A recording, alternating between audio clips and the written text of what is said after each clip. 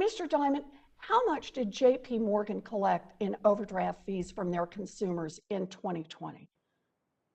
Well, I think your numbers are totally inaccurate, but we'll have to sit down privately and go through that. These are public numbers. And I also want to point out we did not overdraft. Can you just answer my question? We How did much not did overdraft JP the Morgan Fed. collect?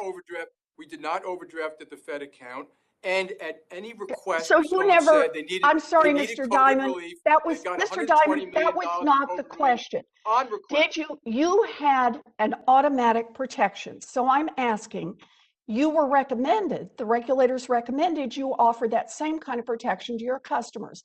And How much, in fact, did JP Morgan collect in overdraft fees from their customers in 2020? Do you know the number? I don't know the number in front of me, but well, I actually have the number in front of me. It's request, $1.463 billion. That's nearly $1.5 billion that you collected from your customers. Now, do you know how much JP Morgan's profit would have been in 2020 if you had followed the recommendation of the regulators and waived overdraft fees to help struggling consumers? In other words, without that overdraft money, would your bank have been in financial trouble? We waived the fees for customers upon request if they were under stress because of COVID. You know, I appreciate that you want to duck this question. Do you know how much your profits would have been if you'd actually waived overdraft as the regulators recommended? We waived the fees every time. The answer is your profits would have been $27.6 billion. I did the math for you. So here's the thing. You and your colleagues come in today to talk about how you stepped up and took care of customers during the pandemic, and it's a bunch of baloney. In fact, it's about $4 billion worth of baloney, but you could fix that right now. Mr. Dimon, will you commit right now to refund the $1.5 billion you took from consumers during the pandemic? No. Right now? No. No. No, of course not. Of course, Jamie Dimon, who is the CEO of JP Morgan & Chase, will never give up $1.5 billion, $1.463 billion in profit that he made from poor people. He doesn't care that people were struggling during the pandemic. He doesn't even care that he got the same benefit that he then refused from his people, from his customers. The federal regulators in 2020, in March of 2020, recommended to banks that they waive all overdraft fees because of COVID-19. And in addition, federal regulators waived the fees that any banks got, any type of overdraft account that they had with the Fed, they did not have to pay the price for it. But not you, the average citizen. I'm certain that at least 90% of the people watching this understand exactly what we're talking about when we talk about the overdraft fee industry. In 2020, during the pandemic, CNBC reports that the overdraft industry was worth $30 billion across all of the different banks. And this is what Elizabeth Warren is asking him about. And you can see the smug condescension. You can see the rudeness. You can see when he does not feel like he has to answer to the people. But he absolutely wants to get all of the wealth that he could possibly take from the people. And this is the nature of the overdraft fee industry. It has been something that has gone on for many years. I'm reminded of the class action lawsuit that Bank of America faced. I remember that well because I was struggling with Bank of America at the time myself. See if this sounds familiar to you.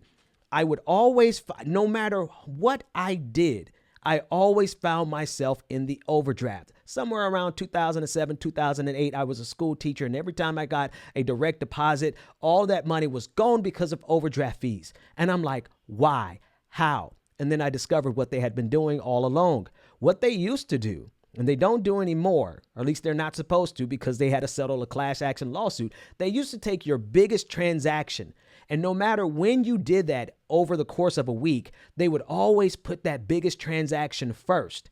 So let's say, for example, if you bought a cup of coffee on Monday and you paid your rent on Thursday, they would rearrange your purchases to put that rent on Monday and that coffee later in the week. What does that happen? What happens when they did that? Well, what happened was they took all your money out, and instead of paying one overdraft fee for your big ticket item like rent, You paid $35 for every single small item that they rearranged and put after it. And their justification? They said, oh, well, we want to make sure we help people pay their most important bills. That's why we put the biggest ones first.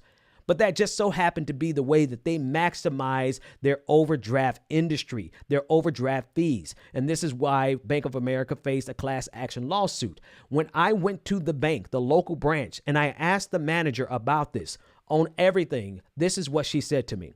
She said, we have to make money off of you somehow. Literally her words exactly. I remember it to this day. She said, we have to make money off of you somehow. Now, some of you may not be aware. A lot of you are aware. The way the banks make money off of everyone else who actually has money is that they take what you leave in your savings account and they use that to loan out to investors and they get a return on the investment. Well, what if you're working class? What if you're poor? What if you're lower middle class? What if you're living paycheck to paycheck? You can't possibly leave money in the bank because you have to use every penny that you have to survive.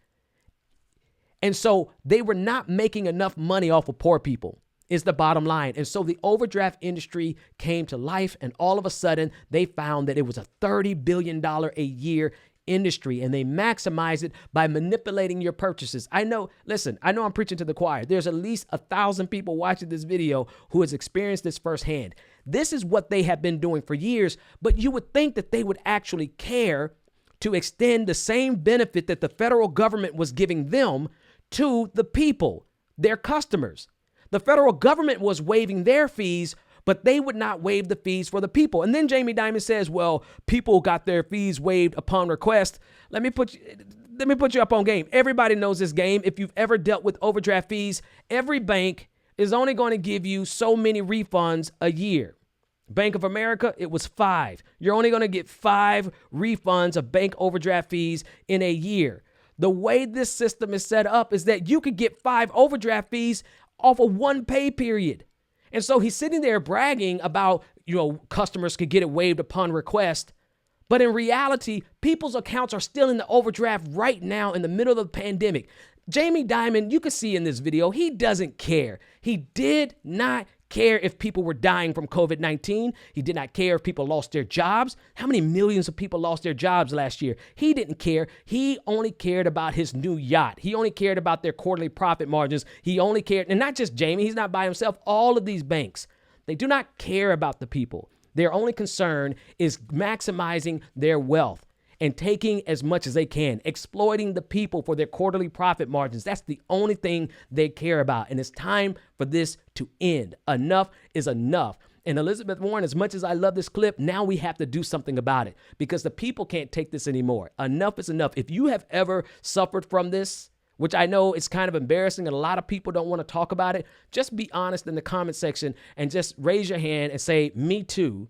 But I also want you to share this video so as many people as possible can see exactly how utterly disgusting and depraved and greedy this system is, where they will take an advantage from the government based on the pain that the entire country was going through at the time, but they would not extend it to their customers based on the pain that this entire country was going through at the same time. And instead of being satisfied with their $27.6 billion of profits that they could have had anyways, they had to add on $1.463 billion, and this is just Chase, JP Morgan and Chase. They had to add on $1.463 billion more that they got from poor people. Because like that bank manager told me years ago in South Florida, they have to make money off of poor people somehow. This is America.